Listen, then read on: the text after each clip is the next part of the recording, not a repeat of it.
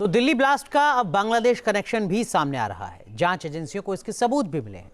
जानकारी के मुताबिक बांग्लादेश की राजधानी ढाका में आतंकियों की एक बैठक हुई थी जिसमें भारत पर हमले की योजना बनी। बैठक में लश्कर तैयबा के चीफ हाफिज सईद का राइट हैंड सैफुल्लाह सैफ शामिल हुआ था।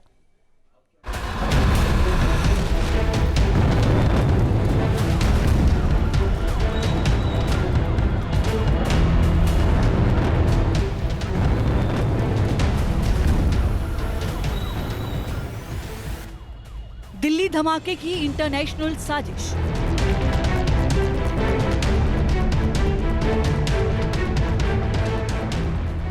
पड़ोसी बांग्लादेश से भी जुड़े तार। आतंक के आकाओं की खुफिया प्लानिंग के मिले सुराग।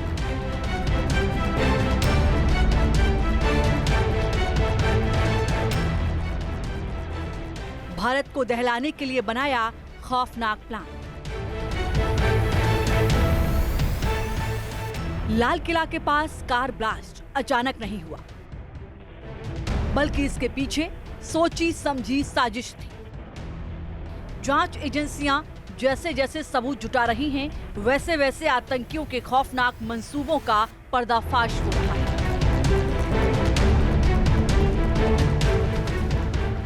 इस विस्फोट में अब बांग्लादेश का कनेक्शन भी सामने आया है।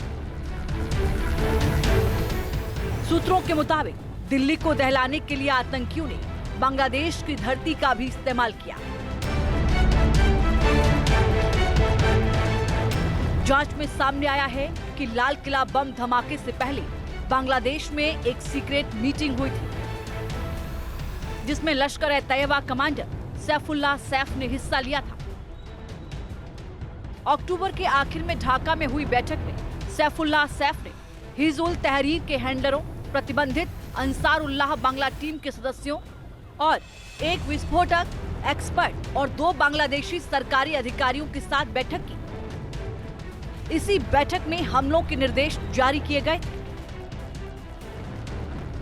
राष्ट्रीय जांच एजेंसी दिल्ली ब्लास्ट को लेकर नए और ताजे खुलासे कर रही है, जिसमें अब खतरा सिर्फ पश्चिम यानी पहले पाकिस्तान, अफगानिस्तान, दुबई के रास्ते फंडिंग और अंकारा यानी तुर्की के रास्ते प्लानिंग का ही नहीं, बल्कि ईस्ट में लश्कर तैयबा और एनबीटी यानी अंसारुल बांग्ला ब्रिगेड के नेक्सस का भी सामने आया है।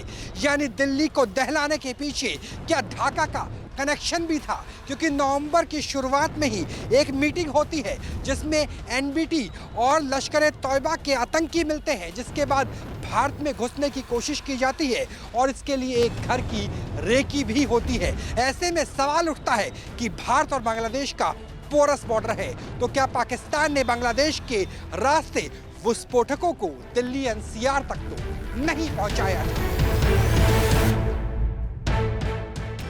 पाकिस्तान और बांग्लादेश के आतंकियों की मीटिंग से जुड़ी दूसरी खुफिया जानकारी भी जुटाई जा रही है।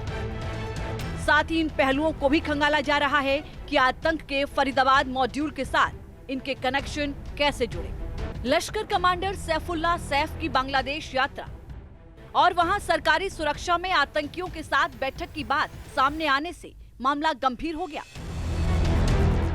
ऐसे में सवाल उठ रहे हैं कि क्या पाकिस्तान और बांग्लादेश के आतंकी समूहों ने भारत के खिलाफ गठबंधन बना लिया है? क्या आतंकियों ने मिलकर दिल्ली को दहलाने की साजिश रची? क्या आतंकियों ने नया मॉड्यूल बनाकर खुद को मजबूत करने का प्लान बनाया? क्या पाकिस्तान और बांग्लादेश के आतंकियों ने किसी और बड़ी साजिश को अंजाम देने की भी तैयारी की? ऑपरेशन सिंदूर से डरे हुए पाकिस्तान ने सीधा दिल्ली को दहलाने की कोशिश नहीं की, बल्कि बांग्लादेश के ट्रांजिट रूट के सहारे दिल्ली एनसीआर तक विस्फोटक पहुंचाया गया। यानी पाकिस्तान का विस्फोटक बांग्लादेश, उसके बाद पश्चिम बंगाल के मुर्शिदाबाद, उसके बाद एक सेफ हाउस और उसके बाद दिल्ली एनसीआर तक पहुंचाने की कोशिश की गई। खुफिया सूचनाओं की माने तो इसके पीछे बांग्लादेश के एक व्यक्ति का नाम सामने आता है, जिसका नाम है इख्तियार। और इख्तियार ही वो शख्स है जिसने बांग्लादेश के जासूस की भी हत्या की थी और भारत के खिलाफ बड़ी साजिश के लिए कट्टरपंथी संगठनों को लामबंद कर रहा था और उसी की मदद से ही विस्फोटकों को भारत में पहुंचाया गया, यानी वेस्ट बंगाल की मुर्शिदाबाद बॉर्डर और उसके बाद राजधानी दिल्ली को दहलाने के लिए पूरी प्लानिंग की गई। Team news nation. जहां भक्ति है हर शब्द में, कथाओं में छुपे हैं दिव्य रहस्य और ज्योतिष देता है जीवन को दिशा। धर्म से जुड़ी हर बातों को जानने के लिए हमारे चैनल स्तुति को सब्सक्राइब करें। चैनल पर जाने के लिए इस लिंक पर क्लिक करें।